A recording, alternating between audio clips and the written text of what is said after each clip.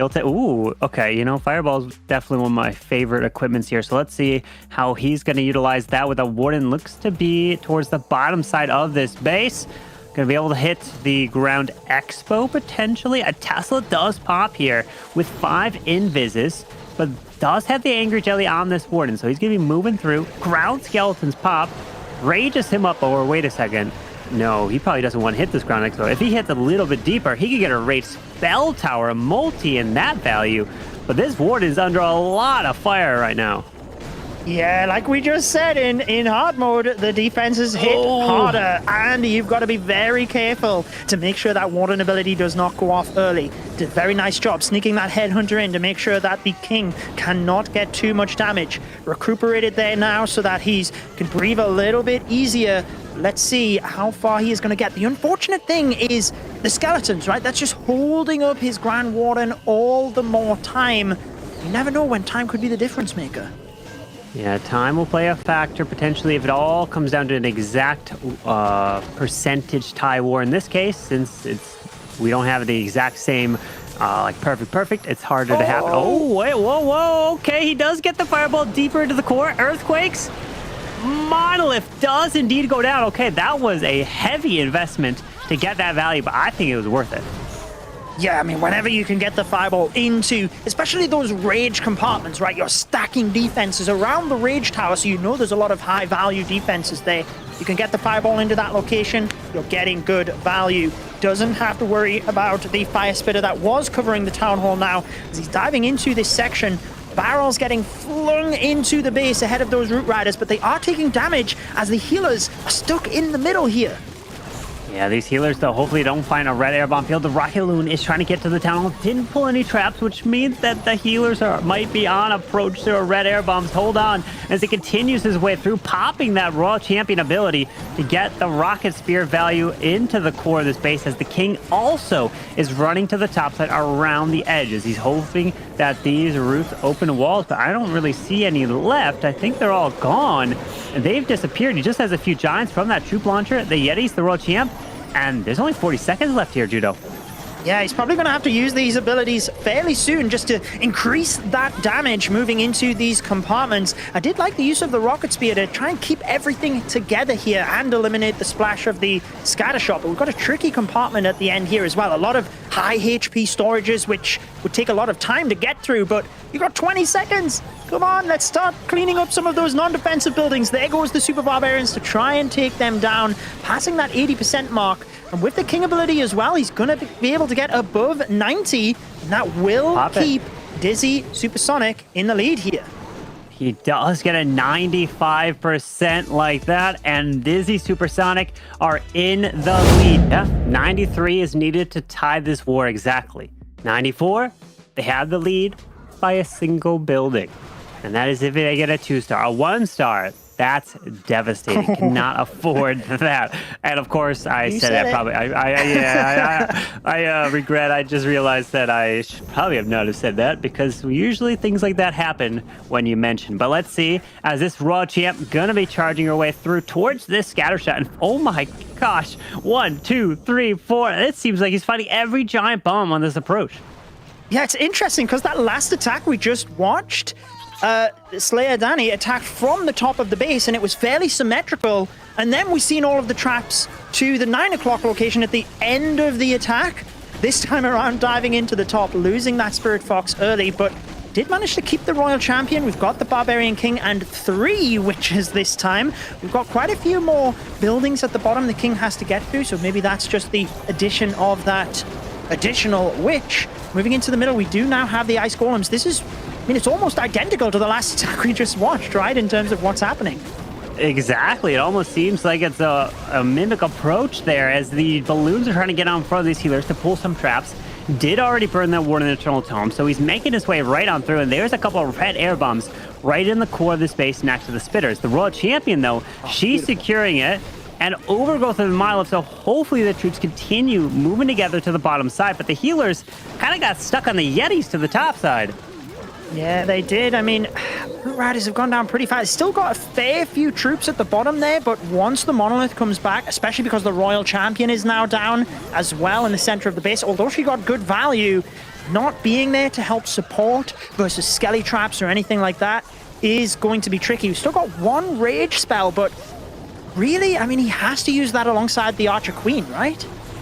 Yeah, he's trying to continue through the bottom. Baby Dragon does get deployed onto the Wizard Tower. That's going to go down as he continues through with the Warden trying to help. Oh, Rage Spell to the bottom. Queen's behind the Wood Giant, which will trigger, oh, the Giga Bomb. That's not going to be helpful. But unfortunately, no wall breaks to this bottom side, meaning he has no way of getting through this until the Queen's going to have to try to beat through the wall herself. But the Defensive King, Monolith there, and that is going to fall short. Oh, oof. I mean, with the Monolith there as well, I was waiting for him to actually press the ability because got very close, trying to just snipe percentage with the Super Barbarians, but we called it prior to this attack, and it is not the percentage that was needed. So let's see whether he's doing that again today. Looks like he is with all of those Earthquake spells. And with a giant arrow, I believe I saw there, the Royal Champion gonna be charging through, but he likes to use giant arrow, Earthquakes, and a log launcher combo to try to take out the Monolith, the Town Hall, and then the Clan Castle, but he won't take it out with the approach. He'll have to take it out with the logs after it continues through.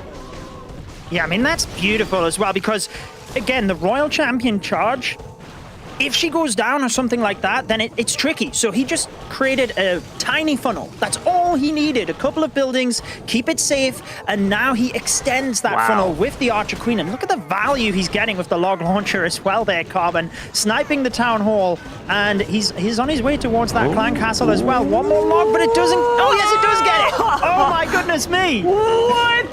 The final log! One log in a dream takes out that Clan Castle, and that's huge because he doesn't have a poison spell to deal with it. He knew exactly how many logs he needed. Healers, though. Got it done, but yeah, these healers are fading. They pulled some traps, but let's see as the Root Riders do come down with the Grand Warden and the Valks to the bottom side. Yeah, I feel like he lost two healers there, but he should still be okay because once the Queen has got the value she needs, and he definitely got the value he needed with the log launcher there, then you're looking good. Does dive into that bottom compartment, which was stacked with giant bombs, but perhaps they were thinking the RC dive would go into that location. Is getting a little bit of a split here, but everything is under rage from the Grand Warden ability. And yeah, that was the Eternal Tome alongside that ability as well. Brilliant there in the core with the King, opening the walls, helping with the spiky bubble, continuing as the RC now burns her ability to grab the Inferno. Going to be able to grab that multi-archer tower in the backside, but does invest that last invis. Still has two freezes and a handful of super barbs now to come around, but the RC, no, the Gigabomb takes her down. Yeah, in combination with that giant bomb, he did lose all of his healers in the middle to the red air mine farm. Like you said, he's holding onto those spells, but he's got to be careful here because, I mean, you can have the spells and he's got an ice golem, but if you don't have the hero in that of the Archer Queen to provide the DPS, then you're not going to be able to take those down. Beautiful use of the first freeze. Can he perfectly time the next one as well? There's the ice golem coming in to help. Queen takes down these first few buildings. Actually protects the ice golem with the freeze so that he can delay the freeze from the ice golem. Nice move. Yeah, but there is still the buildings off to the right with a builder hut over there. Not only just repairing, but it will take out the wizard, the archer, anything over there that gets within range. But unfortunately, it's gonna fall short. A 91? Is it 92? Oh my gosh! One more building than Morari.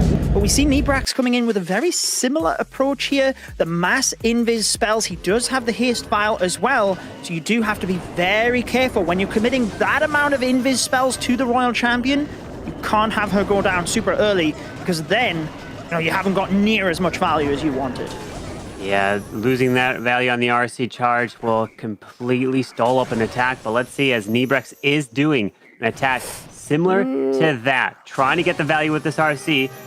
And at this point, he can get this RC right onto this Town Hall, and that's going to be some good value. Yeah, beautiful use of the invis spell there goes to the Town Hall. I mean, the Town Hall and the Monolith are those two defenses that if you're Royal Champion is visible for a split second, they will fire. And he managed to get the invis in perfectly to stop that. As I say that, the Spirit Fox gets blasted and goes down, but he has managed to take down a huge chunk of the base in the center. He's going to try and get value out of these final few invis spells as he pulls the Ice Golems across the side of the map. There is that Furnace right in the core, but has no poison spell to deal with it. So let's see as this Warden come down with the Dragon Skipper, pop that Blimp. So the Blimp is going to the core, mainly to try to grab that Monolith. As there's a poison spell on the defensive side getting launched, as he's trying to continue these dragons through. And he even has an E-Dragon to use, but look at this. The Queen has an Angry Jelly, so he's doing a little bit of a delayed Queen, so she can now go and target that air defense at the top side to protect those dragons behind a Golem. Yeah, beautiful job just breaking that in as well, meaning that the Golem can tank for as long as possible. But look, Carbon, the defending Ice Golems have also moved across to that location. So now it's going to freeze a bunch of his troops. And that's right in the damage area as well. There's not that much of the base left over, though. Minion Prince ability doesn't get that much value, unfortunately, because he is attacking the defending Minion Prince. Would have been lovely to have hit those defenses. With the Queen ability, the invisibility, things are going down, but there's still that heavy compartment. Oh, the defensive Queen is there as well. But the Minion Prince will come back to life with the Phoenix. That can clutch up some stuff, but unfortunately, some Tesla's Archer Tower still remain to the top side, and that will be enough to help Danny defend against Nebrex. So, we're looking at percentage again. Tribe will still have the lead, because Marari and Schneider, they got a 91 and an 80, while Picasso got a 92, and this one is closing in, trying to get a 90, probably won't be able to, finishes with the 89%. Kind of magic 90% we keep talking about, and they would still win on percentage. And that's where, as a team, you can just gradually build things up, and that consistency can matter. Kronos, though, was successful yesterday in one of his attacks, getting the 3-star for Tribe Gaming. Being the captain, we heard from him in that interview. Let's see whether his experience can carry him through here. Gonna trigger this Gigabomb with the Invis going down. Gonna be okay. Just took some extra damage, but he did lose the Spirit Fox, pulling that RC back, and an arrow right from the top side. And it's looking like he's doing the same approach that we saw from P. Castro. That was so valuable. So watch this. He's going to use a free spell onto the town hall early so it doesn't hit this log launcher. He needs to keep these logs alive so that they can continue. Every single log helps to take out that clan castle. Yeah, beautiful use of the Ice Golem there. And that's why he's not bringing things in too quickly here, right? He wants to... Oh, he doesn't get it. He doesn't even get the Town Hall. Yetis will get the Town Hall, but they will lure the Clan Castle here. He does not have a poison, which you've mentioned before using this approach, which means the Furnace, should the Fire Mites, you know, jump onto the Root Riders, or even worst case scenario, the healers, they can provide a huge amount of value. Unfortunately, that Clan Castle never went down, which means the Ice Golems got lured out of the CC. We do have some Velks that did come from the far left, popping that Warden ability, but these Ice Golems are going to be slowing him up as he's trying to path his way into the court, into this Monolith, but luckily, these balloons are getting out in front to pull some red air bombs. That is definitely a saving grace for him, but his Root Riders are going down fast here. Still has the King left to use. I wonder if he's just thinking, yeah, use that on the back end of the base, try and get some extra percentage, because he knows he doesn't need to 3-star at this point, but he has to keep the percentage game ahead, right? You don't want to let things slip towards the end, especially when they've been building up that percentage. This looks really tricky here because his Queen is in the middle of the base. She's not going to get that much more value. So he might stall out at around 80% here, just above. Yeah, unfortunately, the Queen no longer has her ability. Just one wizard left. But I really think those Ice Golems caused a huge issue on the push into the core of this base. But does still have the Warden assistance, trying to help this Queen. And the Super Barb is going to go down to the bottom side. But is the 87%, 88, maybe just closing out of the 90 going to be enough? I think so. As he's still slowly grabbing every single bit of the building he can. Queen's go for the wall, but the Warden reaches over to go for the enemy Queen. I mean, I can eat my own words because I did not think this was going to get up to a 95, 96%, especially when we were looking at it. So hey, that keeps Tribe Gaming well in the lead at this point.